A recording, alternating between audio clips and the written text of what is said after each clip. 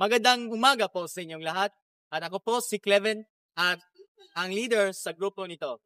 At sa araw na ito, kami ay mamasyal ng iba't ibang lugar dito sa aming syudad ng Tagbilaran City. At dito natin may apply ang mga wika sa ating lipunan. Handa na ba kayo? Handa na! Sige, tara na! Ngayon, ang una namin pupuntahan ay ang Manga Public Market. Dito namin may apply ang mga gamit ng wika sa lipunan tulad ng instrumental, regulatory, interactional, personal, heuristical, at representational. Sa oras na ito, bumili muna kami ng gulay kasama ang aking mga kaibigan. Hi ate, magandang araw. Magkano to? Isang magazine, 200 kilo. Ang mahal naman ate, baka pwede kami makahingi ng discount. Sige ba? 50 per kilo na lang. Sige te, pwede isa. Salamat ate. Pagkatapos namin bumili ng gulay, nagpasya kaming sumakay ng sakayan papuntang mall. Ito ang pagkakain ng lahat kaya. At dito, sumakay na kami ng sakayan. At nakalarga na kami papuntang mall. Naglakad-lakad kami kasama ang aking mga kaibigan. At patuloy naming lumalakad hanggang makarating kami sa aming destinasyon. So nagpasya kami na pumunta ng Alturas Mall. At dito pumasok na kami. So dito na namin mararanasan ang pagkikisama namin sa isa't isa. Lalo na sa aming pagkakaibigan. Kahit lang isang beses lang ito mangyari sa aming buhay. Ngayon, nagpasya kaming pumunta ng second floor para bumili ng potato fries. Ate, pabili po kami ng mega size na fries saka yung flavor po. Sour cream at barbecue po. Chili barbecue ang available. Wala yung plain barbecue. Chili barbecue lang po. Thanks po.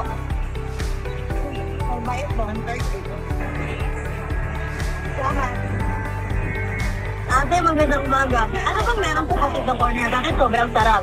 Oo nga ate. Walang makakasalo sa brand potato corner. Dito po. Ano po pang flavor na ginagamit niyo? Bakit po ang sarap? Ang flavor na ginagamit namin is sa potato corner only. Hindi yung pwede pagbili namin sa iba. Hindi kami pwede pagbili sa kahit saang mall. Kasi kami, franchiser lang kami. Dapat dun kami kung saan kami nakapansize na kami mabili ng flavor at saka yung price lang. Yan lang po. Salamat po. Ang sarap ang corner kasi may may name na ba kaya maraming bumibili. Lasa na niyan yung flavor namin. Pag ibang flavor ang ginagamit niya, malagaan ka o banbang na ba ang flavor sa corner. Sige, salamat po. Pagkatapos bumili ng french fries, ay bumaba na kami papunta sa aming huling destinasyon. Habang naglalakad kami, biglang nagmamadali ang mga kasama ko. Kaya sinabi ko nga, Uy! Dahan lang guys! Baka pa kayo! ngayon, pupuntaan namin ang park. Pero bago natin nakating, kaway-kaway sa mga construction worker dyan. Habang kami ay nasa park, ay i-interviewin namin ang isa sa mga estudyante ng ROTC. Magandang araw kaya. Mahirap po ba ang ROTC? Mahirap pero yung kanya ang opportunity kasi ma-experience ka kaya kumusta po ang iyong isang estudyante sa ROTC? Okay naman. Ito yan o, I mean, mabait lang. Hindi naman pala mahirap mag-ROTC, no? Oo. ROTC pa rin.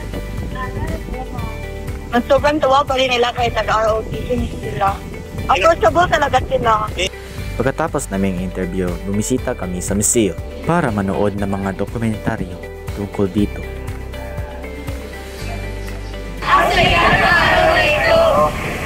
Oo, ang dami natin natutunan sa yung nilalakbay natin. Tama ka dyan. Saka, apakabait pa ng mga taong nakilala natin.